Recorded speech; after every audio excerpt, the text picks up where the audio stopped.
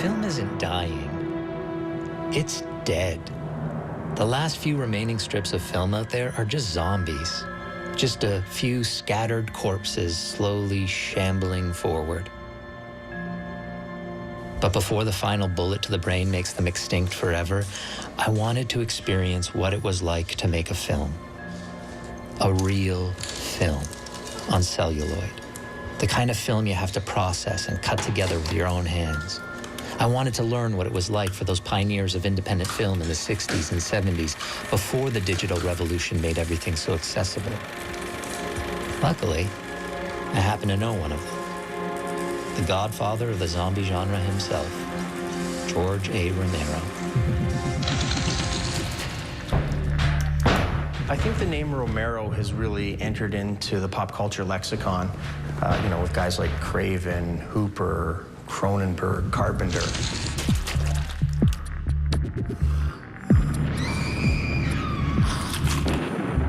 Changed the game.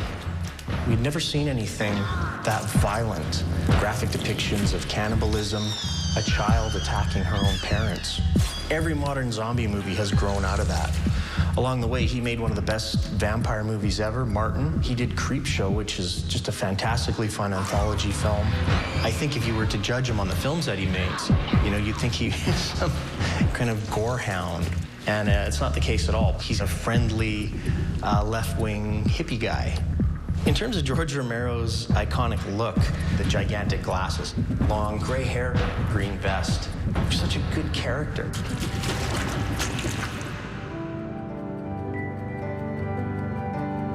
I should be wearing my glasses.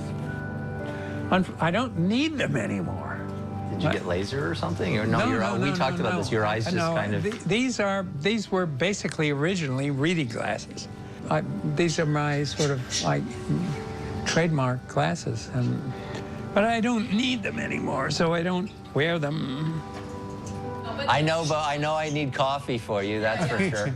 Not anymore, not these days. You're never on set without coffee. No. Oh, no, you don't drink it anymore? No, but I'll do it for show. And you don't smoke anymore, do you? No, I don't. No. When did you quit? Because when I worked with you, you were still smoking. A couple of years ago? Yeah. I was an actor in Diary of the Dead. And he had sort of a demanding, how would you put it? He had to become a zombie, but he's maybe one of the most likable zombies. I'll take that. Yeah. And gosh, I mean, physically, he was unbelievable. The pantomiming that he did when he was the zombie was incredible. Well, George, and that's something that I would be like, George, like, how does the zombie walk? Like, what do I do? And he's like, everyone has their own zombie walk. You just got to... Yeah, if there's 40 extras there, wondering what to do. If I do anything like this, if I say, okay, you guys come out here, they all do that. And so I just say, do your own thing, After that experience, I just started harassing him like all the time, just to try to like get near him again. And then, and also the fact that George had, been an independent filmmaker in the 60s just fascinated me, the way that he was making film. Because I transitioned from an actor to a director only a couple years ago, and my first short, doing it on film wasn't even an option. Like, it wasn't even talked about. This will probably be my only ever experience getting to actually work with real film.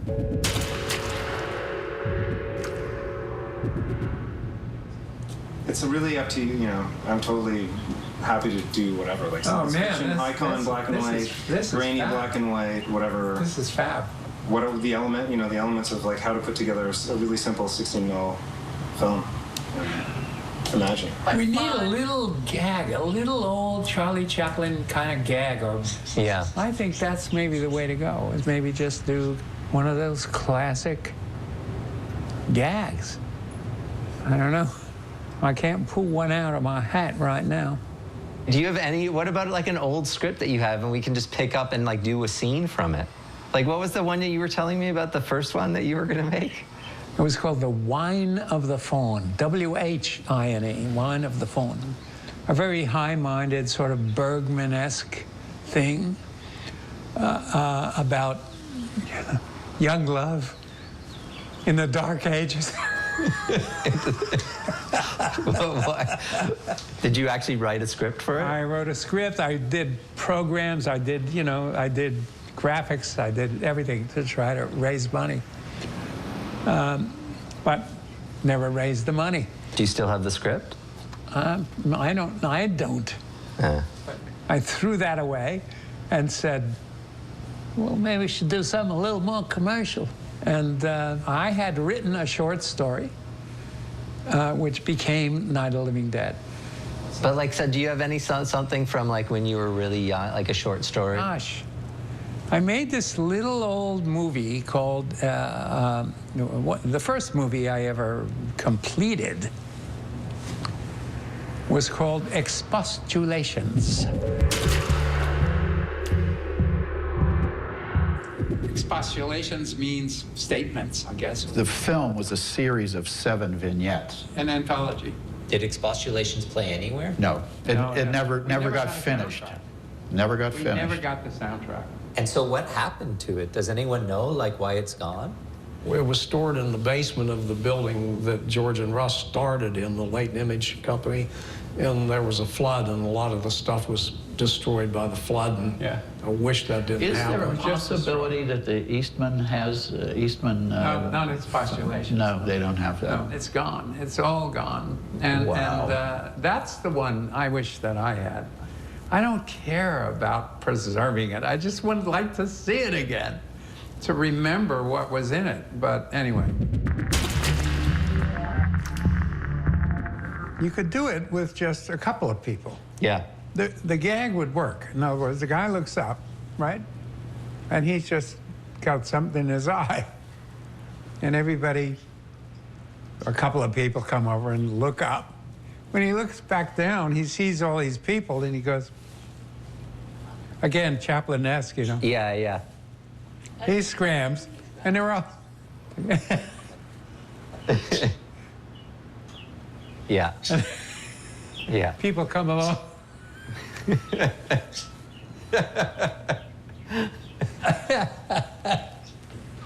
Yeah, that's perfect. It's perfect. That's exactly what we need.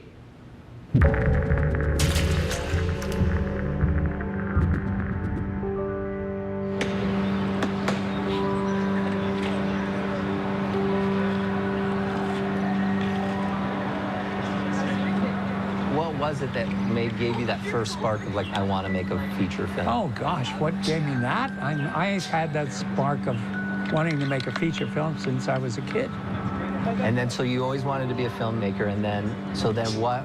No, yes, I did, Oh, yeah. except I didn't know that I would ever be able to. Just because it was too difficult. You know, that was royalty, Yeah. born royalty. That's not me.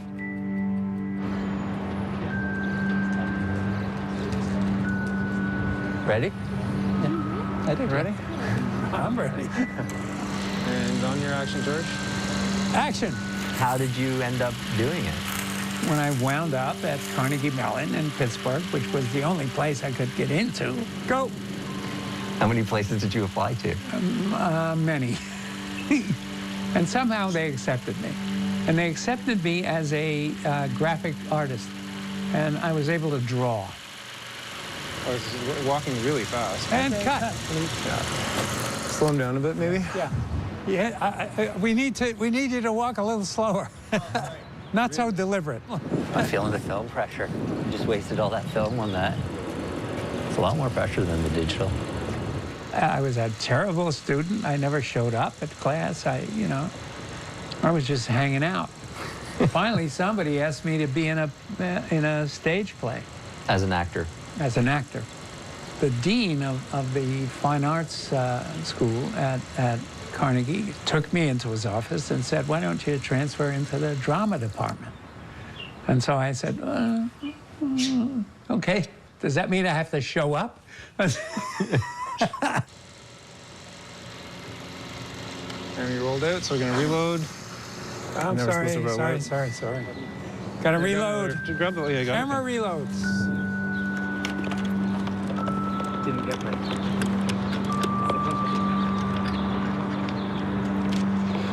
don't need those stinking changing bags.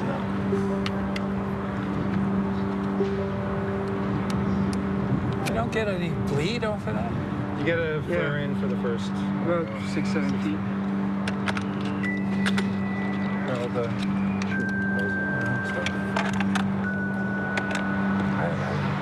Yeah, it's so beautiful. I mean, it's the thing. It's just it's so nice to look at. Okay, sorry about that. Here we go. And I was there with some great people.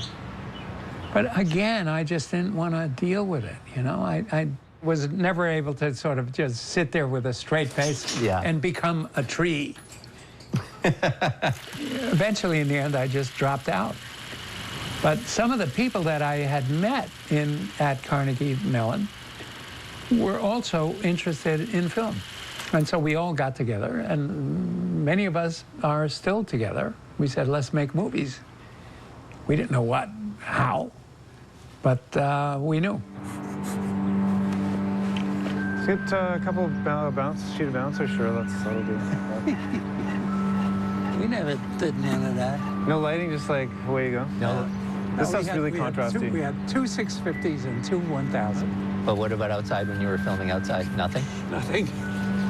Can you still remember the first shooting day of Night of the Living Dead and like what that felt like? No, I cannot. The cemetery. It was a very It was the cemetery. That's right. It was in the cemetery. It was Russ's scene that we were shooting. I played the character of Johnny because I was there, I was skinny, and I could fit into the car. They're coming to get you, Barbara. Cut. That was good. That was good. Like that one. All right. Got it. Can we see a playback on that? Yeah, we don't have video assist. That's the problem. This is a terrible way to make movies. How did you ever make a movie? We never knew. We'd get back and find out that the lab blew all the footage. Thank you. We had no monitor. Are you kidding? It was George's eye to the eye. No, we would shoot. We would shoot and hope to hell that it turned out. And there were days when it didn't turn out. There were days when it came back and they said, sorry, we messed it up. See, there's a lot out on the sides. Yeah, so you want to... Yeah, but digitally we can... Not on film. Not on film. This is it. I would move in a little bit. Okay. Yeah. No, happy to. Or change lenses or do something. We had to do sound, a little bit of sound every day, but we would breathe a sigh of relief when we could take the camera out and just shoot MOS. There are pictures of me walking around behind the actors, you know, shooting like this with a little tiny camera. But if you wanted to shoot sound, forget it. You had to put it in this housing. This guy is shooting it. Right. With nothing. Cut. Good. You got it? It's kind of an interesting frame at the end. It's like, he's here, but you know he's, you know. You know it's him? Yeah, absolutely. Okay, so good? I'll try one more for safety, just to have another take just for you guys, you know. One more. One safety take. Just so you have an option in the room. Safety? Waste of film? Was George ever wasting film? Oh, no. God, we never mentioned about footage ratio, and people like Woody Allen and others, they shoot 25 or 30 to 1. Well, Night of the Living Dead was done on a 6 to 1 shooting ratio. And we were running out of film, and George would just start winging it and just take just one take, and that's it. And running out of film is why we did the ending the way. Yeah, we had to. Well, we were shooting short ends. Yeah, It turned out to be a poetic. Poetic ending for this film that was shocking at the time. So we need these 3 and then 2 more, and then the final 2 will cross as he exits. Are you having deja vu to when you first made this film? No. Not at all. We kept it all in one camera position, one shot. No, is John giving you problems? Huh? No. We can fire him. No, I need a cigarette. Are we giving you to smoke again? Possibly. Was there ever a time where you were just like, oh my God? Are you kidding me? Difficult. Sure. Every 5 minutes. So the first thing that happens, everybody is just looking up, not at anything specific, trying to find something to see. And you're gonna go, oh, you're gonna recover, basically, and walk. And as he starts to walk, you guys walk in. And I think everybody should tighten up a little bit. Try not to block. If you can see the lens, it can see you. So that's the password I like about my sets, even. I try to keep it relaxed. I don't know. No, on set with you is super relaxed, which is awesome. It's getting that zombie makeup on that is just, oh, God. Of course, I think I've always sort of been that way. I've never been sort of very uptight. And, you know, we're making movies. We're playing with electric trains, you know. And it's fun. It should be fun. Cut. Perfect. Don't you have to say print after? Huh? Don't you have to say print after? That's the AD that does that. Oh, that's my job.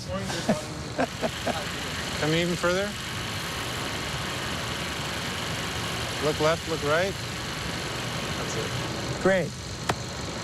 Cut. And print! And flare it out.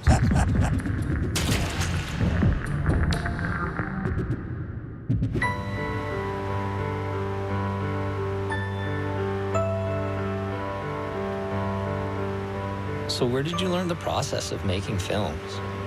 In those days, cities the size of Pittsburgh had film labs. Pittsburgh had 3. And I used to go down to this one film laboratory and hang out with the editors.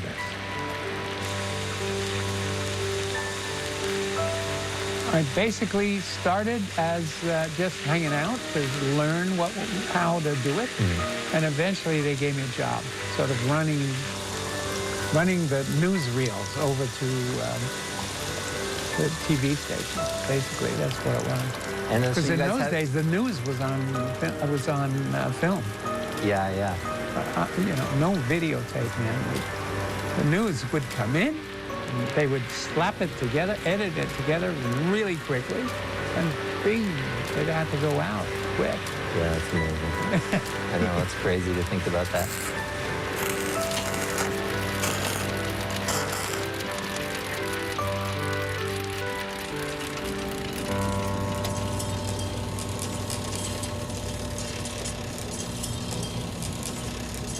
Why don't we let's make one cut on that, just so we can show what I used to do, and then we can switch over, and I'm sure we could get this done in No time.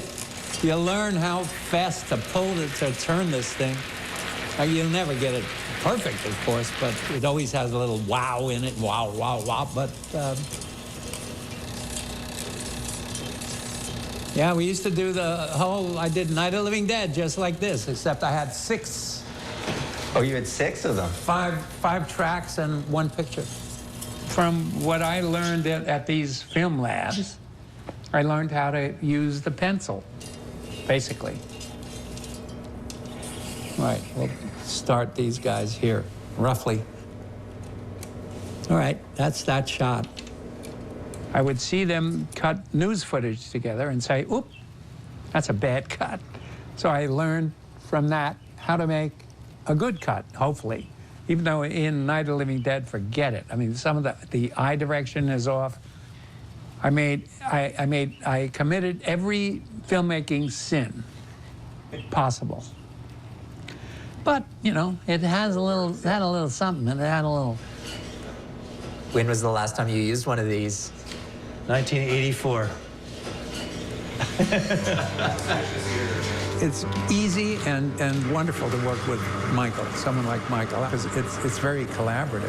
When we work together, it's a collaborative thing. And he's always looking at, he's always thinking of the story, and as well as doing the technical stuff. Boy, that's really dark, man. So we basically this is the one I marked. Okay, there it is. That was it. Yep. So the out point would be here. Okay. And then our in point would be matching it there. All right. Do it. So. Okay, so let's do this. You needed to know more about what makes a cut work. And you needed to be able to look at the frame, not even in motion, and see, well, where the guy's arm is. Okay, 38. Essentially, we want to match his hand reaching for the top of the bottle there. Yeah. Okay, so let's mark that. Good luck. Mark it here.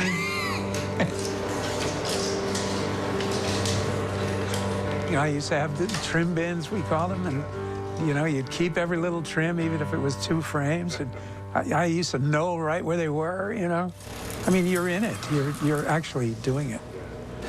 And the piece of film that we are cutting into, no, the medium shot? You might have dropped, might have slipped off your lap.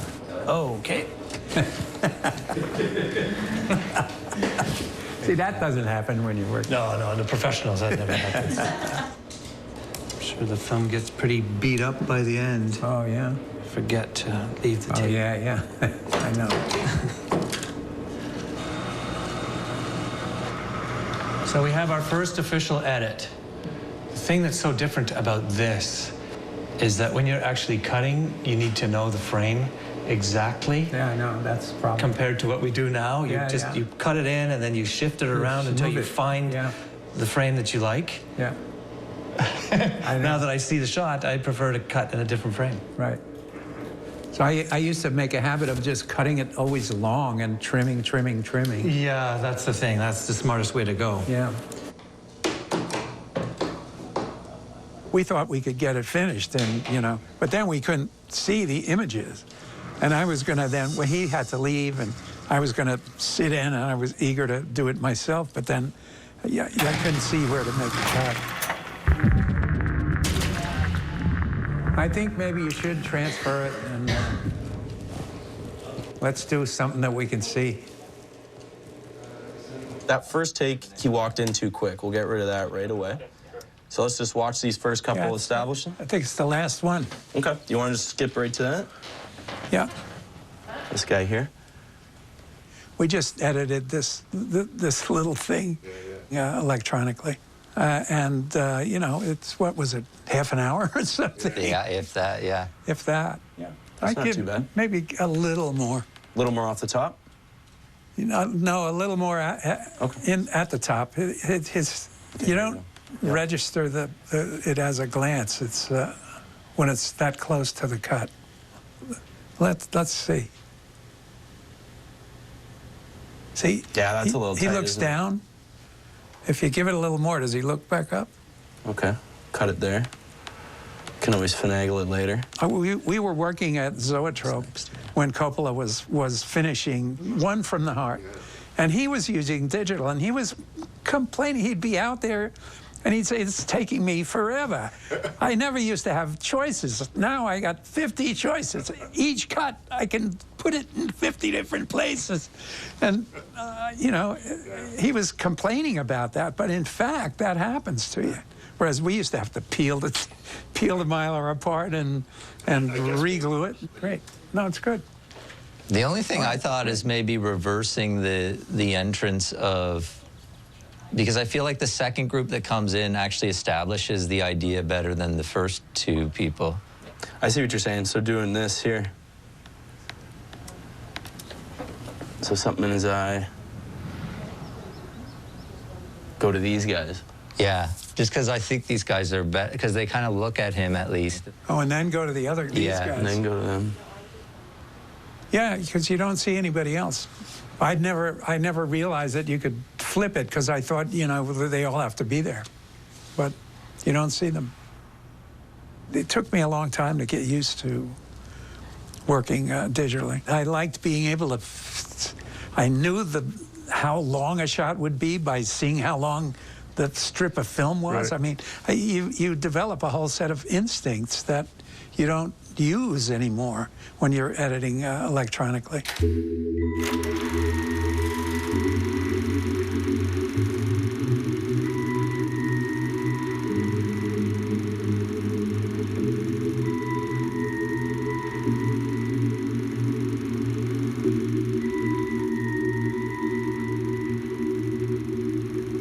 That's terrible. I hate to see it go.